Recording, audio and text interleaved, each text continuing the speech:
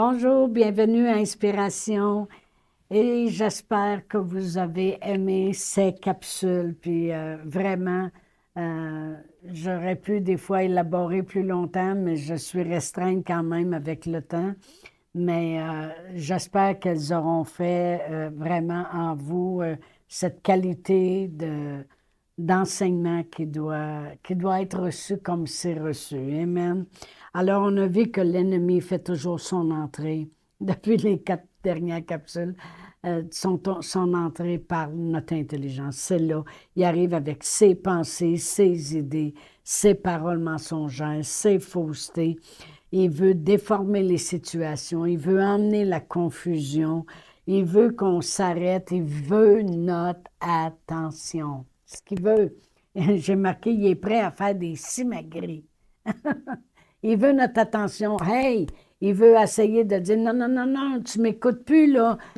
Sors de là, arrête de lire la Bible, arrête, arrête, arrête. Bon, puis là, ben là, toi, t'arrêtes, puis tu vas faire autre chose. Là, il commence. Parce que lui, il veut ton attention. C'est ce qu'il veut. Fait qu'il ne faut pas lui donner notre attention. Amen. Alors, on a vu que l'endroit où il passe, c'est les sens, avec la sagesse du monde, avec la science. Il est le prince de ce monde et il veut introduire dans le monde ses buts à lui, destruction. Il est venu pour nous dégorger, nous détruire, nous défaire. Il implante ses idées de toutes les façons possibles. C'est ce qu'on a vu, les médias, les journaux, quoi que ce soit. Il veut créer la peur, confusion continuellement. Les erreurs à ne pas faire. On va juste faire une petite revision. Les erreurs à ne pas faire. Il ne faut pas le laisser l'écouter assez longtemps pour le laisser nous convaincre. Il ne faut pas. Il ne faut pas. Moi, Chantal, moi, c'était mon erreur. C'est que là, je le laissais là, venir avec la condamnation. Là, t'aurais pas dû faire ça de même, puis t'aurais pas dû dire ça, puis t'aurais pas dû faire ça, puis t'es allé trop loin, puis t'as parlé trop vite, Puis là, je le laissais condamner. Puis là, j'acceptais les idées, puis des fois, ça me prenait jusqu'à 2 à 3 semaines à ressortir de la condamnation, puis refaire surface, puis commencer à respirer par le nez, comme on pourrait dire. Puis à un moment donné, réussir à surmonter tout ça, puis dire non, non, non. Parce que je le laissais me convaincre de toutes ces choses-là. Amen. Maintenant, je le repousse immédiatement. Ça veut dire que non, je ne le traînerai pas pendant 3 semaines là, à me défaire comme il voudrait. C'est quand je vois que ça ne s'enligne pas avec la parole de Dieu, ça a l'air à corrompre qu'est-ce que Dieu, lui, pense vraiment de moi, même si moi, c'est pas rentré à 100% ou 150% à l'intérieur de moi, comment Dieu m'aime, surtout quand je fais des erreurs. Là, c'est dur de rentrer que Dieu nous aime. Bien, non, je le rejette tout de suite. Non, Seigneur, Seigneur, dans le nom de Jésus. Puis je prie en langue beaucoup parce que la parole de Dieu dit quand on prie en langue, on se maintient dans l'amour de Dieu. Alors, c'est très important de combattre immédiatement. Un autre aussi, c'est ne pas faire de combat mental. OK? Lui, il agit avec notre mental, puis pas faire de combat mental. Ça, c'est une autre chose aussi que j'avais tombé dans le panneau. Amen. Là, il arrivait avec ses idées. C'est trop pour toi. C'est sûr que si tu serais un homme, tu ne serais pas une femme, tu aurais beaucoup plus de succès comme pasteur. Là, il fait que tu t'arrêtes sur tes erreurs. Tu n'aurais pas dû dire ça, tu n'aurais pas dû faire ça. Puis là, je faisais un combat mental. Comment on fait un combat mental? C'est qu'on essaye juste de se changer les idées.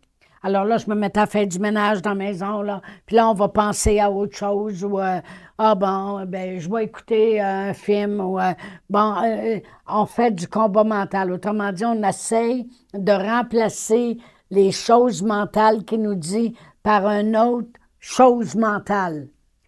Moi, je veux dire, qu'est-ce que j'ai écrit ici? Il ne fuit pas juste parce que tu l'ignores. C'est pas suffisant. Hein? Et il ne fuira pas. La parole de Dieu dit, il fuit quand tu lui résistes avec une foi ferme. C'est ce que ça dit dans 1 Pierre. Qu'il va fuir quand tu lui résistes avec une foi ferme. C'est quoi la foi ferme? C'est quand tu as la foi dans la parole de Dieu, puis tu as bâti une foi ferme sur la sagesse et la parole de Dieu, là, il va fuir. Ça dit que tu lui résistes, puis il va fuir loin de toi avec une foi ferme. Avec un combat mental, ça ne marche pas. Il ne fuira pas juste parce que tu l'ignores. Il va continuer. Il va continuer. Tu l'as ignoré pendant 1 heure parce que tu as écouté un film, mais il revient après. Puis il continue. Puis il continue. Il ne fuira pas parce que tu l'ignores. Ce n'est pas biblique.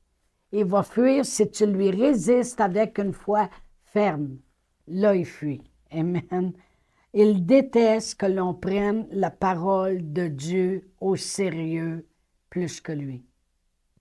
Il déteste quand on prend la parole de Dieu parce qu'il dit « Apprends la parole de Dieu au sérieux. » Oui, je ne prends pas au sérieux ce que tu me dis. Je prends au sérieux la parole de Dieu. Il déteste ça. Amen. Alors, voyez-vous un exemple qu'on a de la parole de Dieu aussi et que je veux vraiment que l'on comprenne aussi avec la bataille mentale, c'est que je vais expliquer un petit peu en gros Josué. Josué a continué ce que Moïse avait commencé. Moïse a fait sortir le peuple d'Israël. Josué, lui, devait les amener à conquérir. OK? Je vais vous donner un peu le contexte. Josué, il prend les enfants de les parents qui sont morts dans le désert. Il prend qui ont erré pendant 40 ans, puis tout ce qu'ils ont vu avec leurs yeux, c'est voir mourir leurs parents, puis probablement que ça va être notre tour bien vite. OK? Ils ont erré dans le désert pendant 40 ans parce qu'ils n'avaient pas vraiment cru Dieu pour entrer dans la terre promise quand c'était le temps. Alors, tout ce qu'ils ont vu de leurs yeux, c'est la défaite, tourner en rond, pas voir rien se passer, voir leurs parents mourir, un meurt là, bon ben là c'est le tour de l'autre, là c'est le tour de l'autre, 2 ans plus tard c'est le tour de l'autre, puis là c'est comme ça. Tout ce qu'ils ont vu dans le désert, c'est le désert, il n'y a rien qui se passe, aucun miracle, c'est comme si Dieu n'est pas avec nous, tout le monde meurt, voilà notre vie, on tourne en rond, ça s'arrête là. Là, lui, il prend des gens qui ont toutes ces idées et cette mentalité. Et il doit les emmener maintenant à conquérir, à penser qu'ils peuvent gagner, que Dieu est avec eux, que là, maintenant, ils vont avoir des victoires, qu'ils vont vivre victorieux, qu'ils vont posséder des grandes choses, qu'ils vont rentrer dans tout ce que Dieu leur a promis. Là, il doit prendre ça et les emmener là. OK? Et en plus, la première ville qu'ils doivent conquérir, c'est la ville la plus protégée, la plus fortifiée. Les murailles de la ville sont tellement épais que les chariots du roi se promènent sur la muraille. Il y en a qui ont bâti des maisons sur la muraille. Bon, ça, c'est ce qu'ils doivent conquérir. Et avec des gens qui n'ont jamais rien conquéri de leur vie. Ils n'ont jamais rien conquéri de leur vie. Ils ont tourné en rond, ils n'ont jamais rien vu, ils n'ont pas vu aucun miracle, ils ont toujours creusé au lieu de monter. Amen. Alors, le harassement mental, il est là. C'est pas pour rien qu'il leur a dit, on va tourner alentour de la ville, puis dites pas un mot. Parce qu'il le sait, comment il pense. OK? L'harassement mental est là. Pour eux autres, c'est vous n'êtes pas de taille. Vous êtes des enfants, vous n'êtes même pas des guerriers, puis vous allez conquérir la ville la plus fortifiée. Ça ressemble pas mal à nous, ça. Il y a bien des fois qu'on n'a jamais gagné des victoires dans certains domaines de notre vie. On a tourné en rond continuellement. Mais là, on doit conquérir. Je vais aller là, moi. Je vais faire ça, moi. Je vais obtenir ça. Je vais me marier un jour. C'est comme la marche est haute. On n'est pas de taille. Une petite nouvelle pour vous. De nous-mêmes, nous ne serons jamais de taille. Jamais. C'est pour ça que ça prend l'intelligence de Dieu dans notre cerveau. Et voilà. Amen. La sagesse de Dieu. Amen. Jésus a tout affronté pour nous. Jésus a gagné. Puis Jésus nous amène à gagner. Point final. Ce n'est pas nous qui avons gagné contre l'ennemi, c'est Jésus. Ce n'est pas nous qui avons eu ce plan-là, c'est Dieu qui l'a eu. Ce n'est ni par notre force, ni par notre puissance, mais par son esprit à lui. Puis son esprit va nous remplir de la sagesse de Dieu. Amen. Alors, mais Dieu a dit à Josué ceci. Alors, il prend ces gens-là qui n'ont jamais rien gagné de leur vie. Tout ce qu'ils ont vu, c'est la mort, puis tourner en rond, à gagner. Il a dit que ce livre ne s'éloigne point de ta bouche. Ça, c'est dans Josué 1:8. Médite-le jour et nuit. Il faut que ça soit dans tes pensées continuellement. Médite-le jour et nuit. Pense à la parole continuellement. Et qu'elle soit dans ton cœur et dans ta bouche. On finit toujours par parler ce qu'on pense. On finit toujours par parler ce qu'on pense. Amen. Alors, pourquoi maintenant il faut que ce soit dans notre bouche? Parce qu'on est un esprit recréé.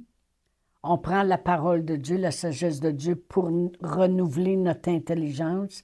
Alors, ça part de là, ça monte en haut, puis ça sort par la bouche. Amen. Pourquoi on doit parler? Pourquoi il a dit à Josué, et que cette parole soit dans ton cœur et dans ta bouche? Parle-la, OK? Au lieu de parler les faussetés. Parce que quand on parle, les choses obéissent. On ne tournera pas, mais vous lirez dans Marc 11, quand Jésus a parlé à un arbre, puis l'arbre, il a eu affaire à obéir, à mourir. Amen. Il a condamné l'arbre et l'arbre a été condamné. Quand on parle, les choses arrivent.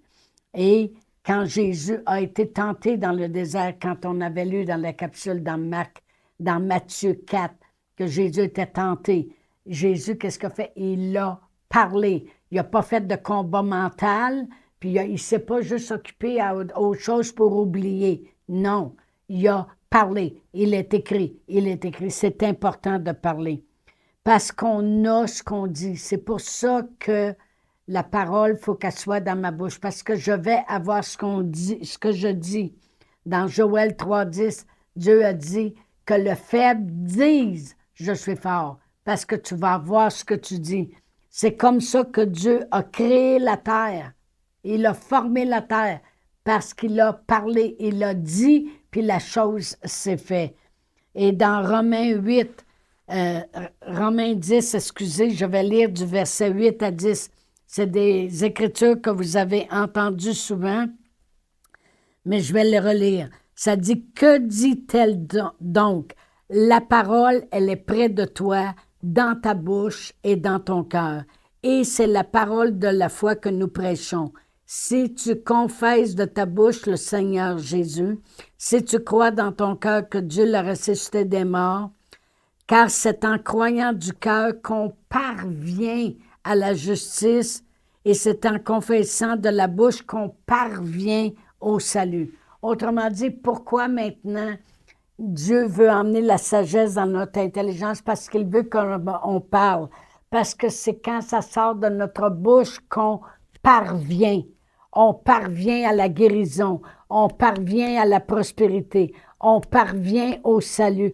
On parvient aux choses que Dieu a préparées d'avance en Jésus-Christ. Amen. Gloire à Dieu. Alléluia. La parole de Dieu doit être parlée. Alors, on est un esprit recréé, une intelligence renouvelée qui nous amène maintenant à parler et à introduire les choses afin de parvenir aux choses. Amen. C'est en confessant de la bouche puis en croyant du cœur qu'on parvient. On parvient aux choses. Dans Proverbe 18:20, ça dit, « C'est du fruit de la bouche que l'homme rassasie son corps. C'est du produit de ses lèvres qu'il se rassasie. » Alors, tu veux être rassasié. Savez-vous ce que ça veut dire, rassasié? Ça veut dire rempli de satisfaction, avoir assez, amplement, en abondance, sans souci. Alors, je vais le relire comme ça. C'est du fruit de sa bouche que l'homme est rempli de satisfaction, qui en a assez, qui en a amplement, en abondance, sans souci, son corps. C'est du produit de ses lèvres qu'il se remplit de satisfaction, qui en a assez, amplement, en abondance et sans souci. Parlons la parole de Dieu, la sagesse de Dieu que le Saint-Esprit veut nous remplir. Renouvelons notre intelligence et parlons la sagesse de Dieu. On ne fait pas de combat mental. Amen. Alléluia. Et on ne le laisse pas nous parler assez longtemps pour nous convaincre. Parlons la parole de Dieu. Amen. Alors, je termine mes capsules en voulant prier pour vous ce matin, pour vous aider justement dans ce travail que vous entreprenez en agissant avec la sagesse de Dieu que le Saint-Esprit nous remplit. Alors, je vais prier pour vous. Père éternel, dans le nom de Jésus, Père éternel, que chacun de nous, Père éternel, que ces paroles avec les capsules qu'on a reçues, les capsules qui ont été faites pendant ce mois, Seigneur, amènent dans le cœur des gens, Seigneur, à vouloir vraiment défoncer des murs, défaire des barrières, défaire des forteresses, des raisonnements, Seigneur, par la sagesse de la parole de Dieu. Père éternel, instruis-les, conduis-les, encourage-les, Seigneur, à vouloir demeurer ferme dans tes voies, parce que tes voies sont toujours des voies par excellence. Merci, Père, d'agir fortement dans leur vie, dans le nom de Jésus. Amen. Alors, je vous dis à la semaine prochaine et on aura un nouveau sujet pour le mois de mai. Bon printemps! Chantal Paulus est avec vous tous les jours du lundi au vendredi sur Facebook et YouTube. Vous pouvez écrire à Chantal en privé sur Messenger. Si vous avez manqué une capsule, retrouvez-la sur la section vidéo de Facebook ou sur YouTube si vous désirez faire un don par Interac. Voici l'adresse courriel capsule.inspiration au pluriel @gmail.com. Le mot de passe est inspiration au pluriel. Vous pouvez aussi faire un don par www.eslr.org/DONS.